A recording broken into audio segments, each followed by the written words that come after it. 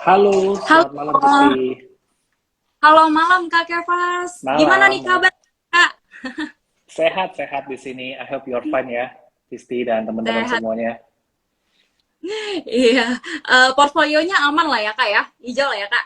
Hijau dong, kan market lagi oke. Iya, Lagi bagus, harusnya dong. betul-betul.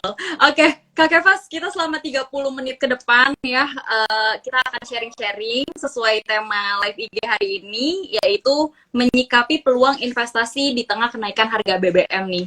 Nah, tapi sebelum kita omongin lebih jauh, mungkin boleh dong Kak di-sharing kira-kira menurut Kak Kevas sendiri itu pandangan melihat performa IHSG saat ini itu seperti apa Kak?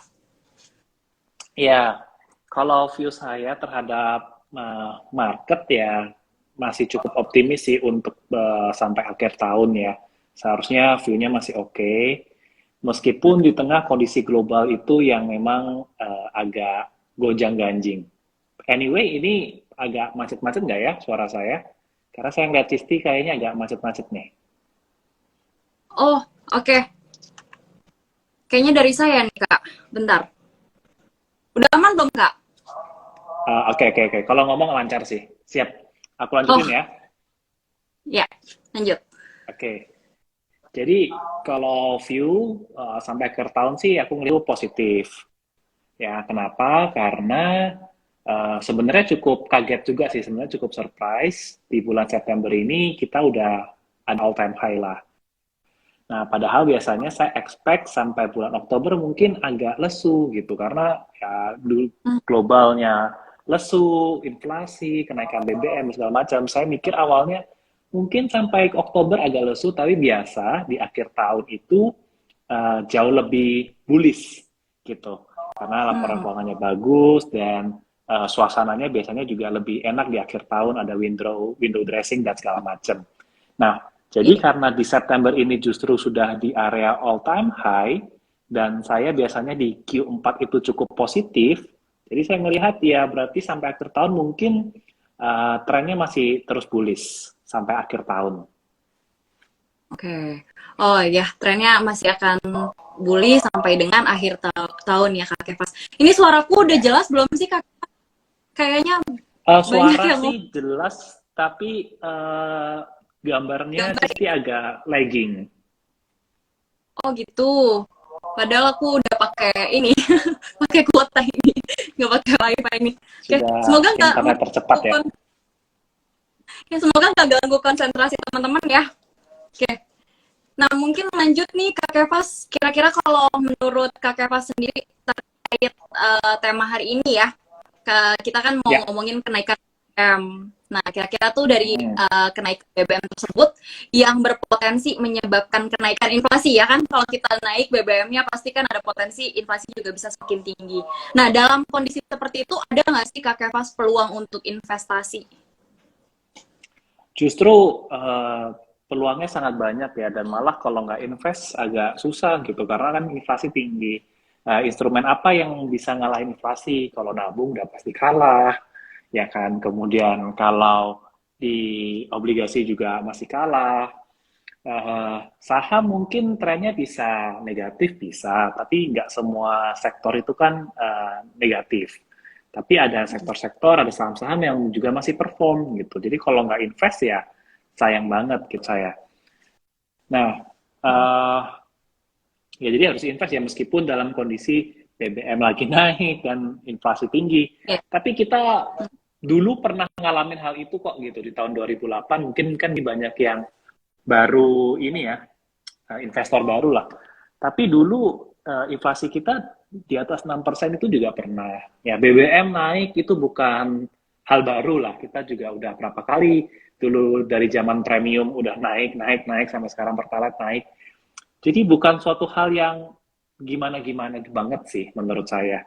Ya, jadi di Indonesia sendiri menurut saya masih aman, tapi banyak faktor itu kita kebanyakan dari faktor eksternal aja sih ya karena global ada perang dan segala macam tapi kalau itu nggak ada semua menurut saya sangat sangat kondusif lah di Indonesia saat ini. Ya, ya. Oke, ya setuju sih Kak Kevas. Emang kalau kita lihat secara historikal, kita juga pernah ya sebenarnya mengalami krisis seperti ini. BBM naik gitu, tapi ternyata secara historikal nggak terlalu membawa dampak yang cukup signifikan ke pasar saham gitu, kenaikan BBM-nya. Oke, Benar. kemudian nih Kak Kevas, ini mungkin yang jadi pertanyaan yang ditunggu-tunggu dari beberapa investor yang nonton nih. Jadi terkait kenaikan BBM, kemudian ada kenaikan inflasi. Nah, kira-kira sektor apa sih yang berpeluang bagus terhadap sentimen tersebut? Oke, menurut saya pertama jelas dari sektor minyak dulu ya, karena Ah, yang membuat inflasi ini tinggi kan salah satunya minyak. Ya, jadi saham-saham yang punya exposure ke minyak itu tentu jelas diuntungkan. Beberapa saham yang cukup to the point di Indonesia, misalnya ada Medco, ada Akra, ada Elsa. Kalau dilihat dari kinerja laporan keuangannya, masih memang bukan masih ya, tapi memang perform di kuartal kemarin ini karena ya ada exposure ke kenaikan harga minyak. Nah, jadi ya kalau sektor apa ya jelas sektor itu. Nah, kedua sampai saat ini pun harga sebenarnya tema dari global itu kan krisis energi ya, makanya harga supply-nya berantakan semuanya, makanya minyak naik, harga energi batubara juga naik. Ya, jadi sektor yang masih diuntungkan baik-baik lagi ya masih sektor batubara. Sampai saat ini saya belum melihat ada pelemahan lah di sektor komoditas batubara khususnya. Jadi uh, masih masih dua sektor itu yang diunggulkan. Nah, kalau yang berdampak langsung negatif itu contohnya ya perusahaan-perusahaan yang mengkonsumsi minyak. Ya, ya jelas misalnya dari consumer goods gitu. Itu akan lebih sulit gitu karena kenaikan harga bahan baku, harga distribusi juga naik. Makanya sektor consumer goods saat ini memang masih nggak gitu perform. hmm, Anyway, ini Cisti oke. kayaknya kondisinya agak makin parah nih videonya Cisti. Ini banyak Coba yang aku komen coba juga nih di sini. pas. Bentar. Nah, oke, oke. Gimana nih, Kak? Udah oke belum? Better. Kalau di tempatku sih suara sebenarnya macam-macam tapi masih jelas. Tapi kalau video memang agak lagging Oh, sih. oke. Yang penting suara aku masih terdengar lah ya, Kak ya. Ya, masih bisa sih, aku masih bisa ngobrol. Tapi videonya agak, ya begitu deh. Tapi it's okay, it's Kalau di okay. aku sih lancar. Lancar Oke, ya? oke. Jadi tadi ada sektor yang terkait pastinya ke harga-harga energi ya Kak ya, yang diuntungkan dari Hmm. kenaikan BBM ini. Kemudian consumer ya Kak ya, kalau nggak salah tadi yang terakhir. Justru consumer Oke, itu yang nah kira, nggak diuntungkan, Sisti. mm, oh iya, oke oke, Hmm. itu yang justru tertekan ya Kak ya. Ya, ya. Nah untuk untuk sektor yang tertekan kayak tadi nih Kak, misalnya investor ajaib punya nih sahamnya di dalam portfolio. Nah, kira-kira tuh action terbaiknya tuh apa sih kalau misalnya punya sektor yang lagi tertekan karena ada katalis tersebut? Oke. Kalau lagi sektornya punya saham yang sektornya lagi tertekan, caranya sih menurut saya dua. Uh, mungkin ada tiga sih, tapi coba saya jelasin pertama ya. Nanti disesuaikan dengan preferensi teman-teman lah. Yang pertama adalah switching. Ya. Jadi kalau kalian tipe investor yang agresif, bisa update market terus, bisa nggak harus monitor tiap hari gitu ya, tapi cukup bisalah monitor pergerakan harga setiap harinya, tapi nggak harus yang setiap menit gitu ya. Menurut saya better untuk switching. Jadi pindahin ke saham-saham yang memang lagi istilahnya lagi manggung gitu ya. Sektornya juga lagi oke, punya kinerja juga masih oke. Uh, ada peluang yang lebih menarik gitu. Misalnya seperti itu. Nah, jadi kalau yang lebih agresif, I think switching itu bisa jadi pilihan. Nah, buat teman-teman yang memang mindsetnya nabung. Kalau nabung ya saran saya nabung lah terus, gitu ya. Justru karena kalau nggak nabung saat turun itu sayang banget, karena nanti average teman-teman jadi tetap tinggi. Tapi kalau teman-teman terus memang pilihannya adalah untuk nabung, ya nabung terus justru.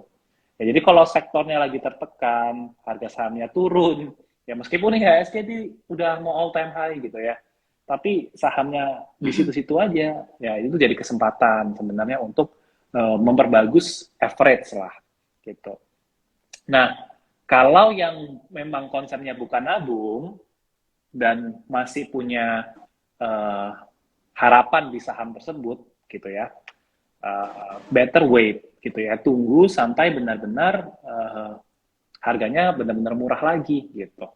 Karena kalau saya ngelihat beberapa sektor atau saham consumer gitu ya, meskipun udah turun tapi belum murah-murah banget gitu. Jadi kalau yang udah punya dan bukan untuk nabung, tapi better untuk wait dulu, tunggu sampai harganya benar-benar bisa lebih murah dan dilamsam nanti gitu. Karena menurut saya untuk sektor consumer in the end dia akan pulih lagi. Karena kita semua ya masih butuh consumer goods lah gitu.